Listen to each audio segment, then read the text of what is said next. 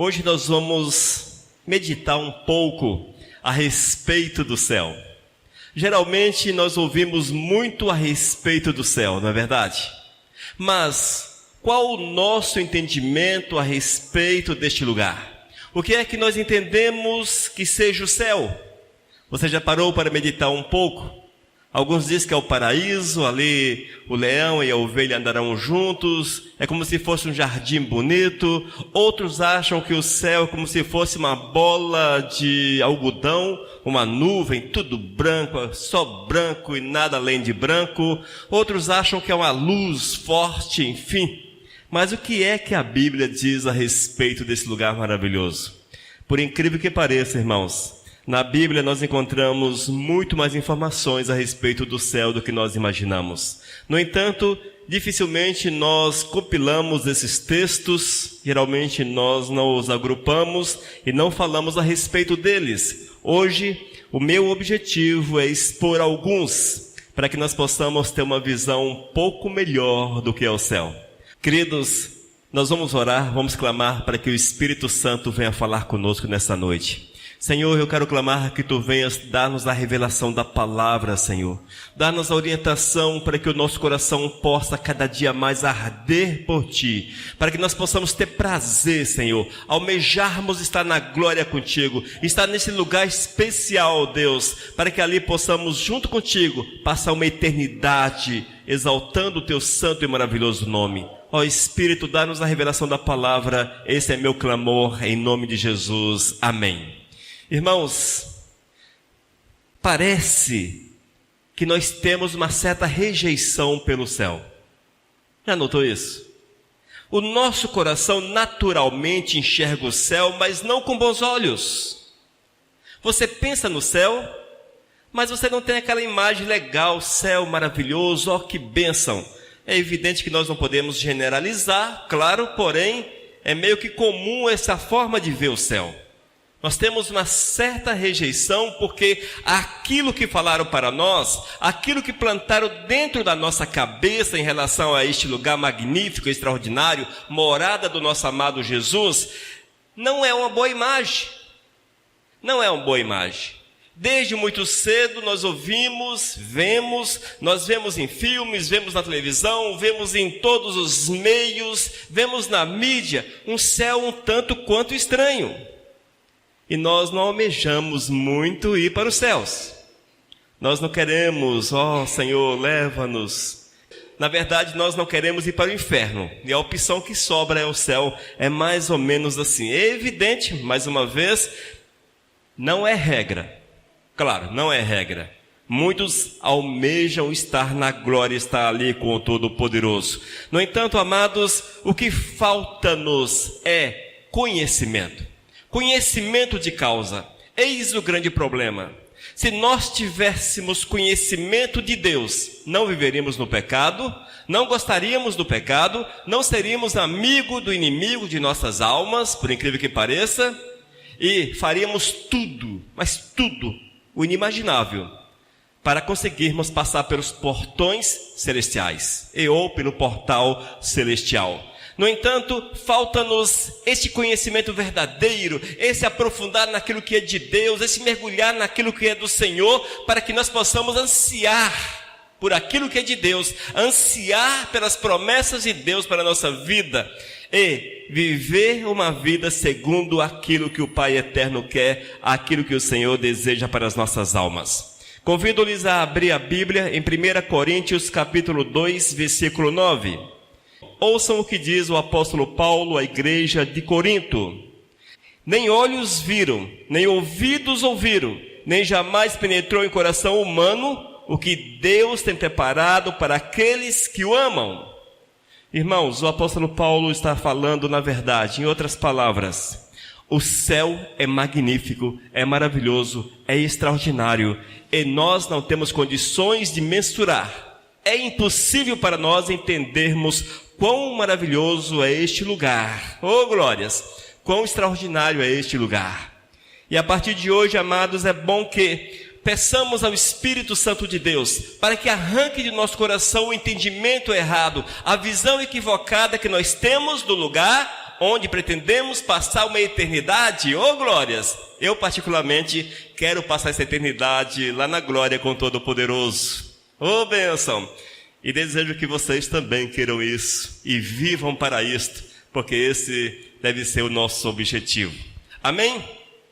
Mas vamos então ver algumas informações a respeito do céu, algumas informações a respeito de como seremos daqui a uns dias. Amém? Primeiro, como será o nosso corpo? Como a Bíblia diz que será o corpo daqueles que estarão nos céus? Você sabia que a Bíblia tem essa resposta? E muitas informações a respeito disso. Nós vamos ver algumas delas. Como será o nosso corpo? Primeiro, nós teremos um corpo glorificado, semelhante ao de Cristo e de carne e osso. Nós vamos para o céu de carne e osso. Nós seremos ressurretos. Ressurreição é voltar à vida, é trazer à vida. Ou seja, nós não seremos espíritos vagando nas paragens celestiais. Nós não seremos espíritos jogados meio que assim.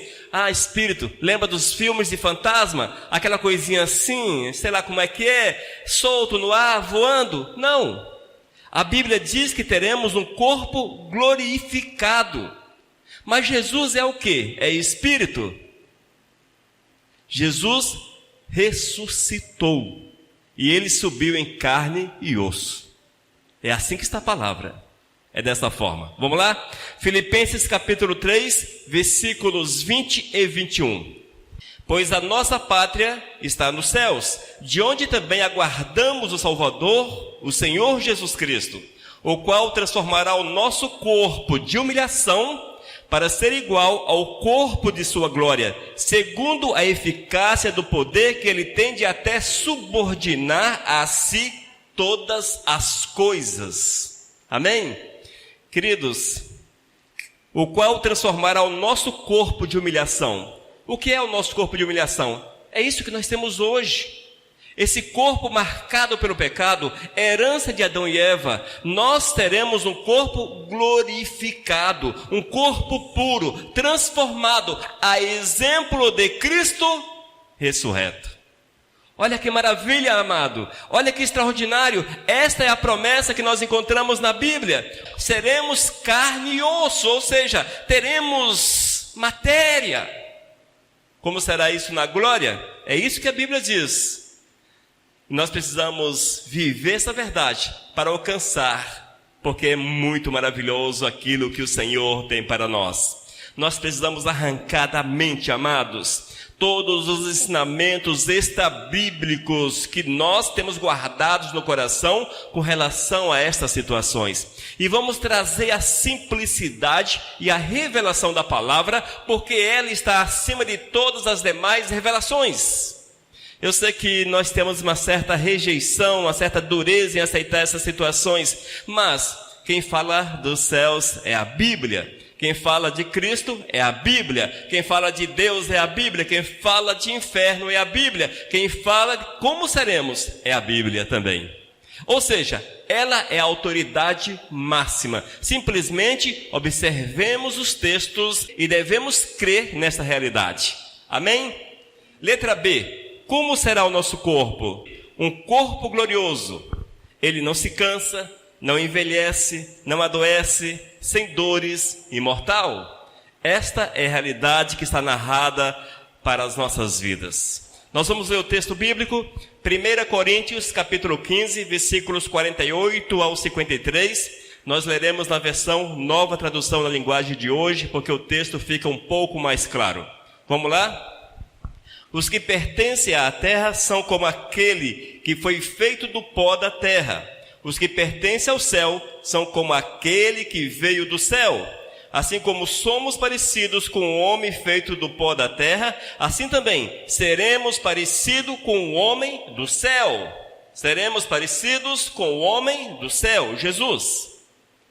Meus irmãos, o que eu quero dizer é isto: o que é feito de carne e de sangue não pode ter parte no reino de Deus. O que é mortal não pode ter imortalidade.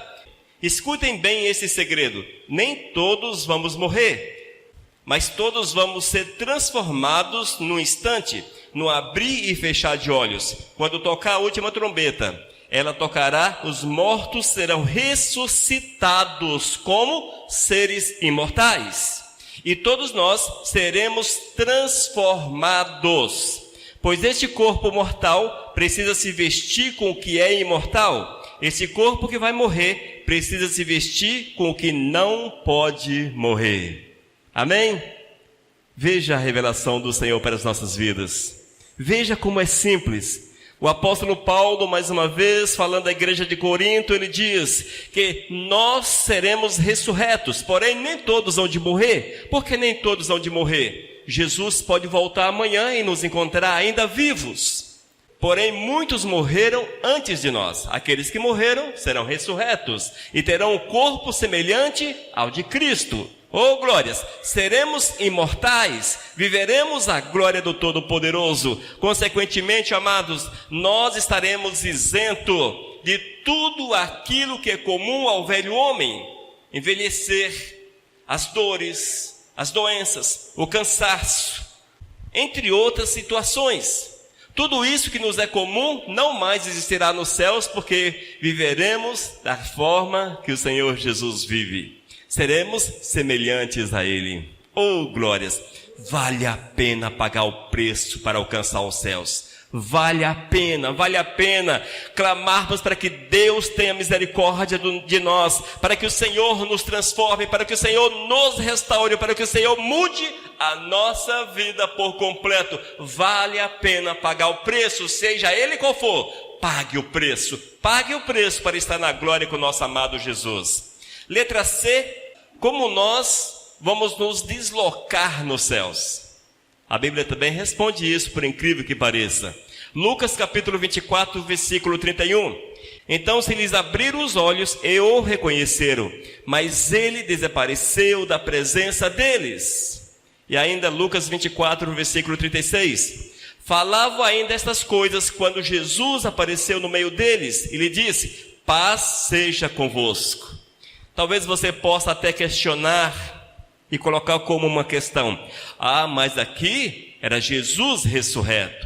Aqui era Jesus ainda sobre a face da terra. Irmãos, a Bíblia diz que seremos semelhantes a Jesus. Nós precisamos parar de complicar a palavra simples de Cristo. Os atributos, aquilo que é comum a Jesus, será comum a nós. E se Cristo, se Ele era possível, se a Ele era possível deslocar-se de uma forma que nós não entendemos, a nós também assim será. São dois textos nos quais, num deles, Jesus estava junto com algumas pessoas e Ele desapareceu e apareceu em outro lugar, onde estavam os discípulos, porta trancada, e Jesus ali apareceu. Isso será possível também a nós. Dizem por aí que vamos voar lá nos céus. Asa não teremos porque Jesus não tinha asas. Mas é possível que nossa forma de nos deslocarmos seja semelhante a esta de Cristo Jesus. Totalmente possível. Amém? Queridos, é preciso crer na simplicidade da palavra. Oh, glórias! Ainda, não seremos espírito, mas carne e osso. Comeremos e beberemos. Atos capítulo 10, versículo 41. A nós que comemos e bebemos com ele, depois que ressurgiu dentre os mortos. Evidente que a narrativa é um pouco maior, bem mais ampla. No entanto, pegamos apenas a parte desse versículo, versículo 41. Aqui os discípulos disseram que haviam comido e bebido com Jesus. Jesus já havia ressuscitado. Portanto, nós com certeza vamos também nos alimentarmos. Como será esse alimento? Vamos esperar o momento certo chegar. Porém, temos o princípio que vamos também nos alimentarmos ali. Oh, glórias! E isto é a verdade. Assim será o nosso corpo, irmãos, um corpo semelhante ao de Cristo ressurreto. Entenda, um corpo semelhante ao de Cristo ressurreto, já que vamos para os céus ressurretos. Assim diz a palavra. Amém? Nós precisamos apenas acreditar nisso. Oh, glórias!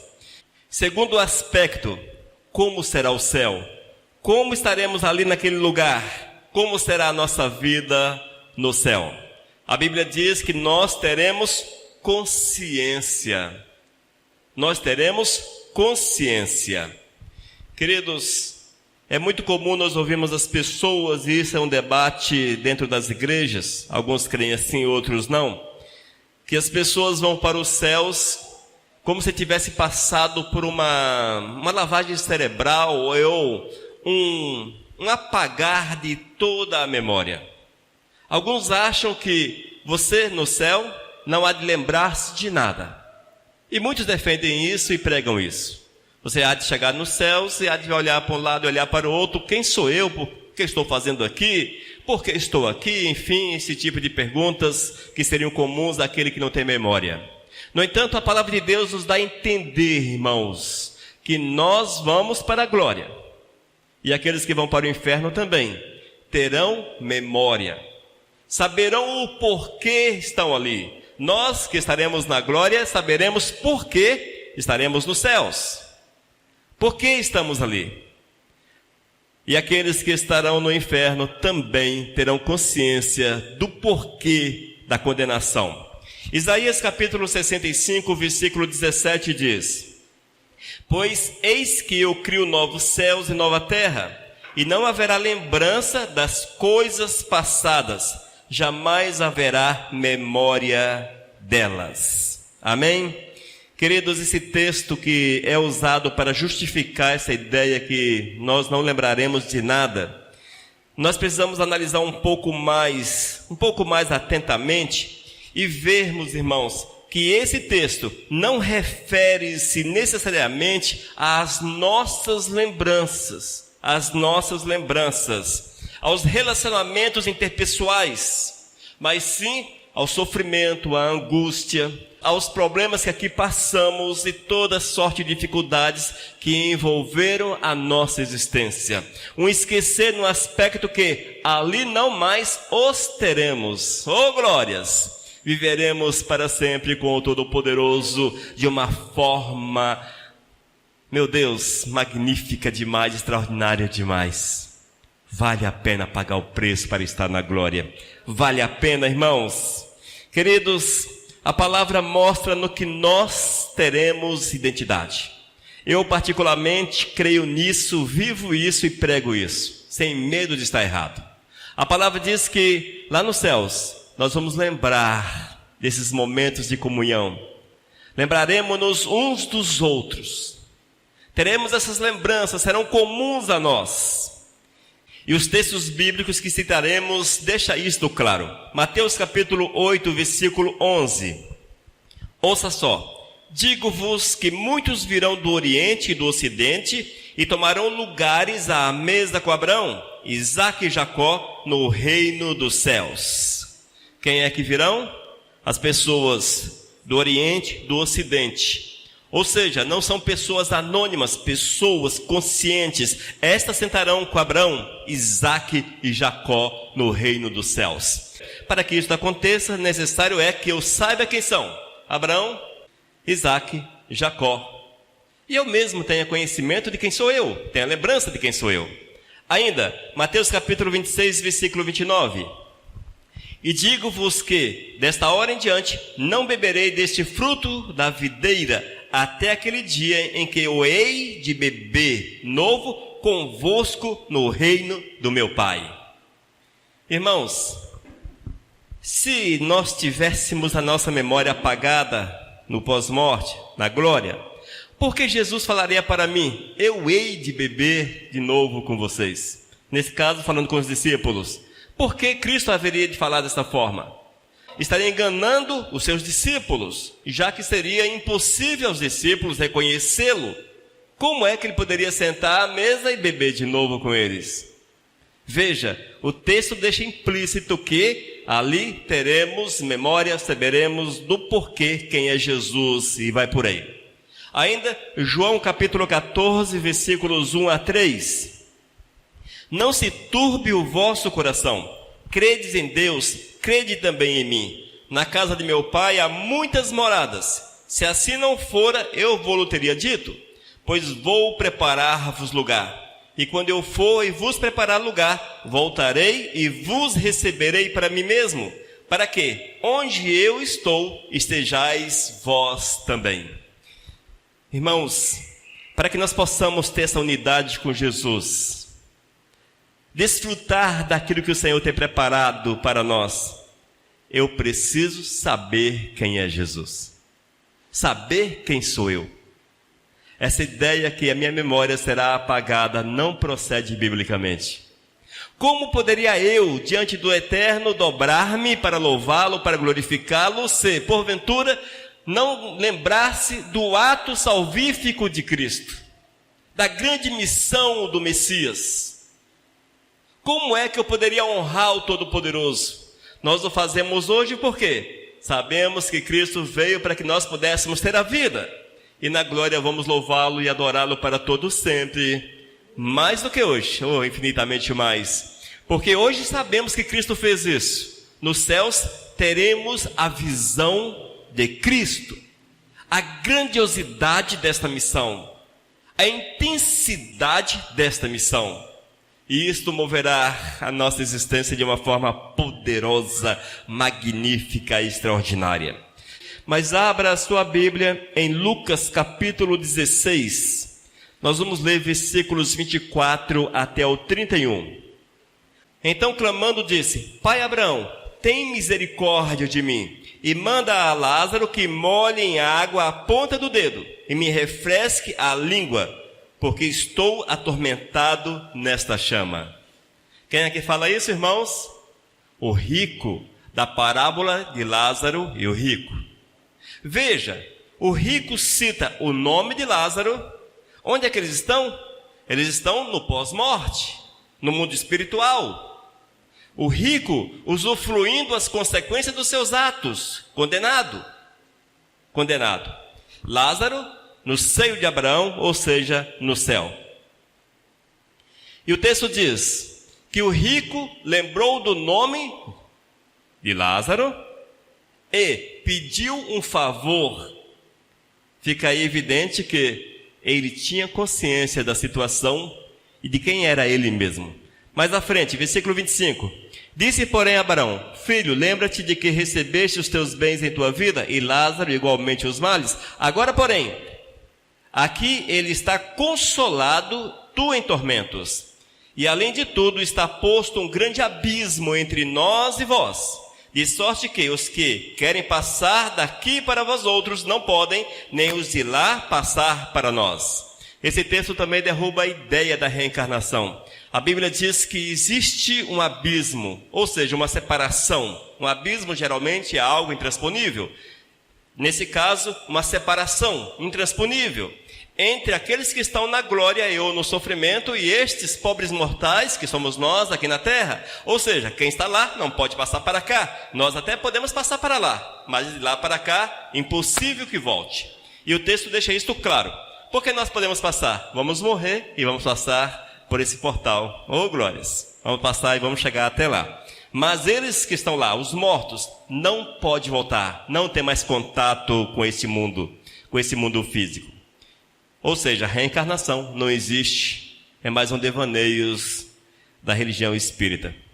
Então replicou: Pai, eu te imploro que o mandes à minha casa paterna. O rico lembrou da sua casa paterna.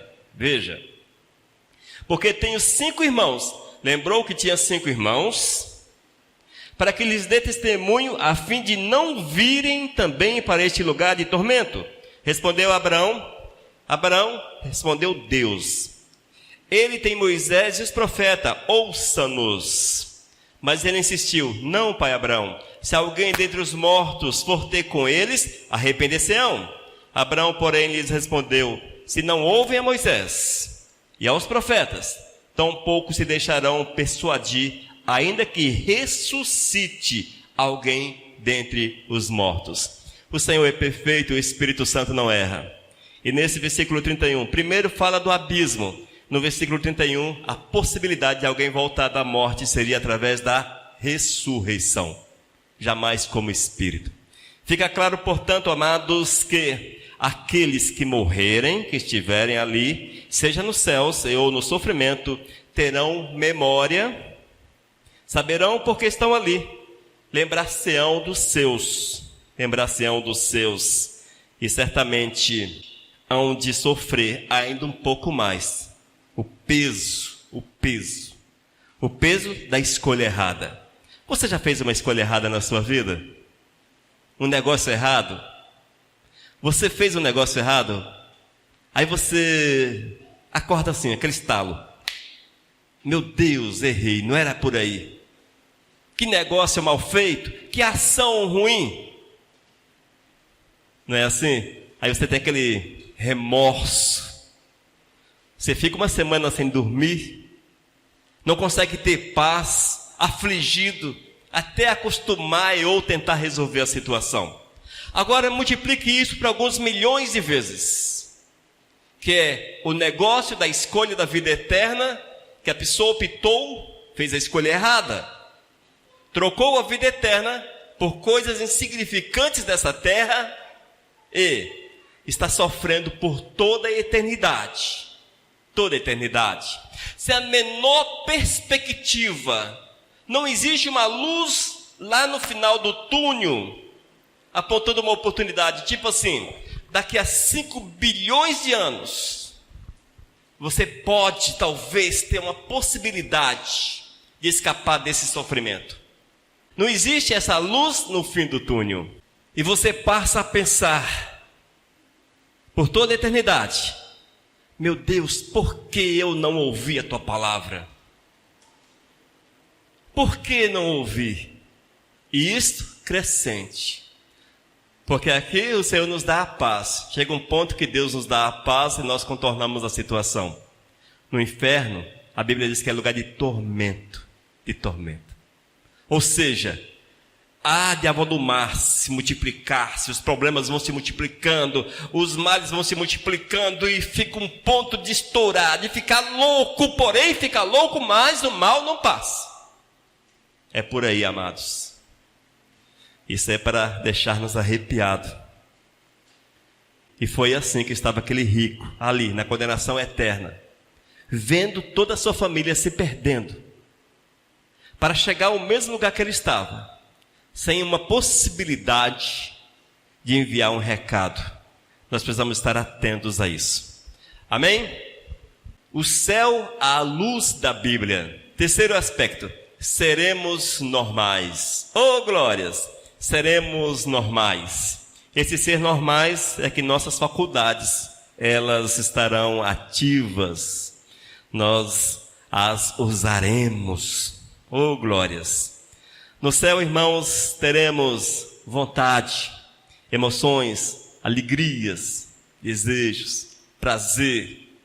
Adoraremos o nosso amado Jesus com todas as nossas forças e por aí vai. Apocalipse capítulo 21, versículos 3 até os 5 diz: Então ouvi grande voz vinda do trono dizendo: Eis o tabernáculo de Deus com os homens. Deus habitará com eles, eles serão povos de Deus, e Deus mesmo estará com eles. E lhes enxugará os olhos todas as lágrimas. A morte já não existirá. Já não haverá luto, nem pranto, nem dor, porque as primeiras coisas passaram. E aquele que está assentado no trono disse: Eis que faço novas todas as coisas. Aleluias. Essa é a promessa de Deus. Estaremos diante do tabernáculo do Senhor, diante do Todo-Poderoso. Ele enxugará as lágrimas. Não mais teremos o luto, a dor do luto, nem pranto. Não teremos mais dor, porque essas coisas passaram-se. As nossas emoções, nossas vontades serão todas para a honra e para a glória de nosso Senhor e Salvador Jesus. Amados, é preciso ver o seguinte: se não haverá luto, é porque não haverá tristeza. Se não haverá dor, é porque teremos um estado agradável. Amém? Se não terá pranto, é porque terá alegria. Veja sempre o inverso. Se existe um estado ruim, é porque existe a possibilidade também da existência do estado bom. E esta é a verdade dos céus para cada um de nós. Oh, glórias!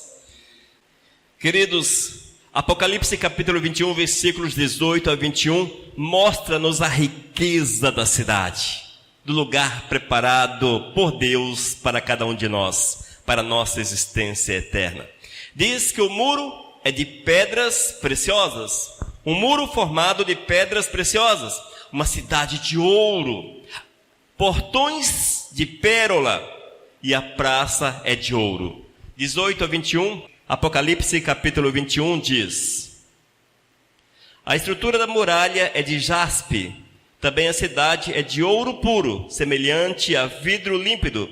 Os fundamentos da muralha da cidade estão adornadas de toda espécie de pedras preciosas. O primeiro fundamento é de jaspe, o segundo de safira, o terceiro de calcedônia, o quarto de esmeralda, o quinto de sardônio, o sexto de sárdio, o sétimo de crisólito, o oitavo de berilo, o nono de topázio, o 10º de crisópraso, o 11º de jacinto, o 12º de ametista.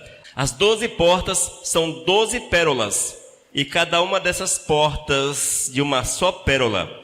A praça da cidade é de ouro puro, como vidro transparente.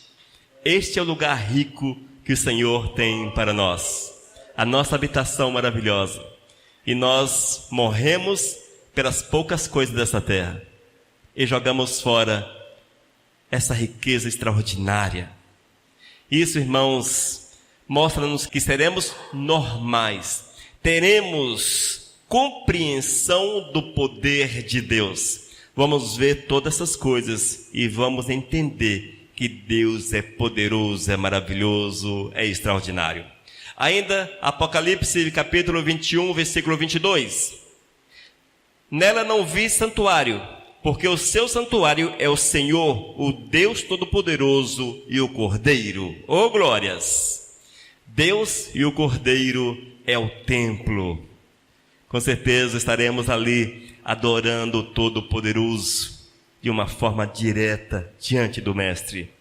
Esse texto refere-se às dificuldades de antigamente, em que as pessoas precisavam dirigir-se a Jerusalém, porque Jerusalém era o lugar de adoração. Ali estava o templo, e nós estaremos diante do templo sempre. Da mesma forma que aqueles que amavam a Jeová dirigiam-se a Jerusalém até o templo para adorar o Todo-Poderoso, esse nosso prazer, esse nosso amor será vivo, pulsante dentro da gente por toda a eternidade. Só que não mais vamos nos deslocar até o templo, porque estaremos diante do templo, e o templo é Deus e o Cordeiro. Amém? Apocalipse capítulo 21, 23. Veja a majestade do nosso amado. A cidade não precisa nem de sol, nem da lua, para lhe dar claridade, pois a glória de Deus a iluminou e o Cordeiro é a sua lâmpada. Oh, bênção! Queridos, a glória do Senhor iluminará todo o céu, todo aquele lugar. Não mais precisaremos do astro-rei, porque teremos o nosso Rei, o Todo-Poderoso, que com sua glória há de iluminar.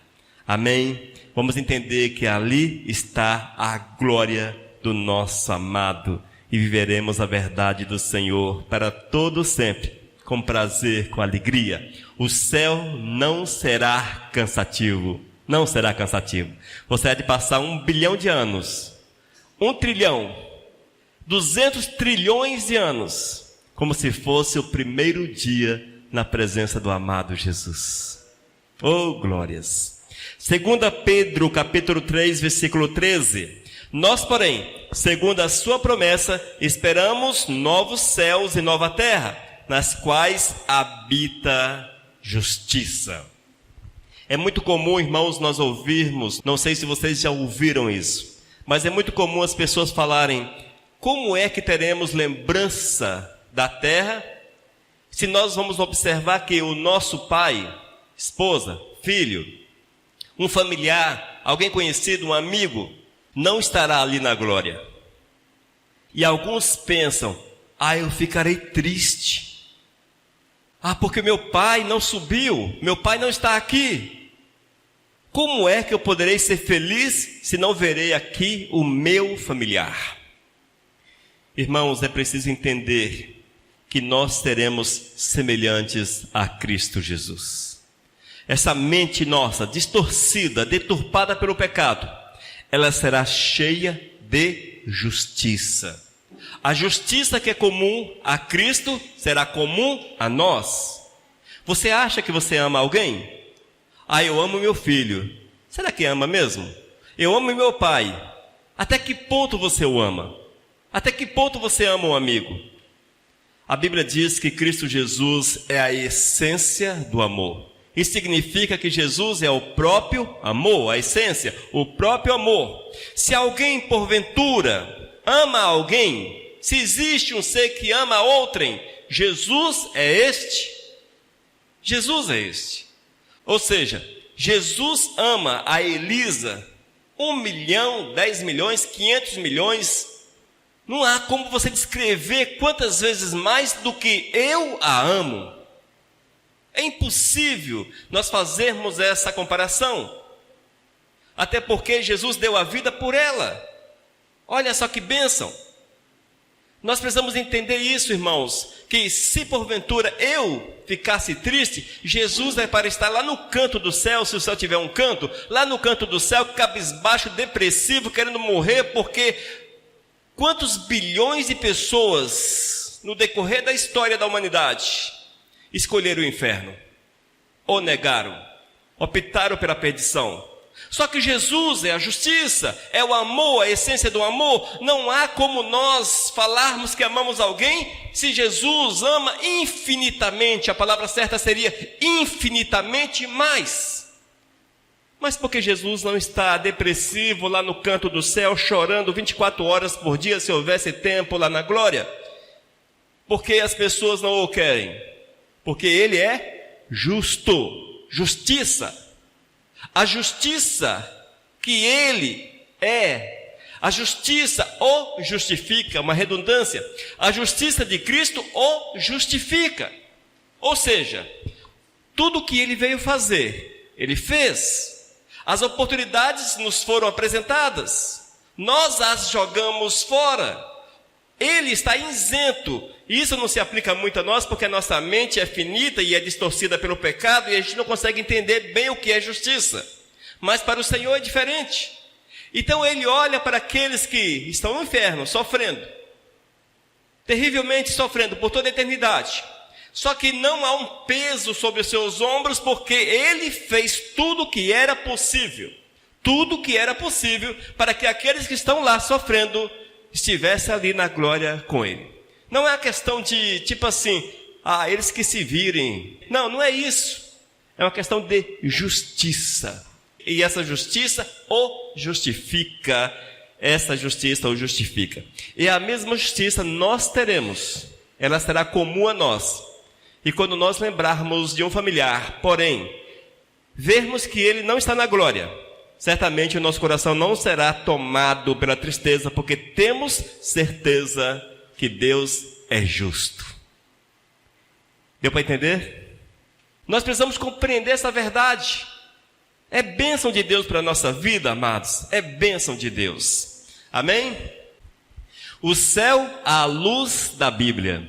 Oh, glórias! Nós vimos que nosso corpo será semelhante ao de Cristo. Que teremos consciência, ou seja, lembraremos de quem somos, lembraremos de todas as coisas, que seremos normais, teremos condições de compreender o poder de Deus, de vermos a glória do Senhor, o desejo de adorá-lo. Certamente teremos também a justiça do Senhor na nossa vida. Irmãos, certamente é impossível nós descrevermos de fato o que é o céu. Essa palavra é apenas uma luz fosca no horizonte, a respeito da grandiosidade daquilo que Deus tem para cada um de nós, de como nós seremos ali. Mas com certeza, muito aquém da realidade, porque o que Deus tem preparado para nós Diz o texto bíblico, mais uma vez, 1 Coríntios capítulo 2, versículo 9. Nem olhos viram, nem ouvidos ouviram, nem jamais penetrou em coração humano o que Deus tem preparado para aqueles que o amam. Amém? Creia no Senhor, viva o Senhor, seja do Senhor. Breve, nós vamos experimentar tudo aquilo que Ele preparou para nós. E a nossa casa, algumas versões diz, nosso quarto, mas o nosso lugar, lá na glória, já está reservado, porque Jesus foi preparar para nós. Só falta nos chegar, tomarmos posse da chave. Oh, glórias! Evidente que é uma analogia com a casa nova, não é verdade? Tomarmos posse da chave e adentrarmos e ali residirmos para todos sempre. Amém? Vamos orar, amados. Senhor, eu quero clamar que Tu venhas falar conosco, meu Deus. Que nós possamos ter um entendimento, amá-lo acima de todas as coisas, ter prazer naquilo que é Teu e vivermos a Tua verdade, Senhor. Dá-nos a revelação da palavra, meu Deus, e grava a Tua palavra no nosso coração, para que possamos viver a Tua verdade. Abençoe a esses que hão de ouvir esta palavra, que sejam edificados para a Tua honra e para a Tua glória. Esse é meu clamor em nome de Jesus. Amém.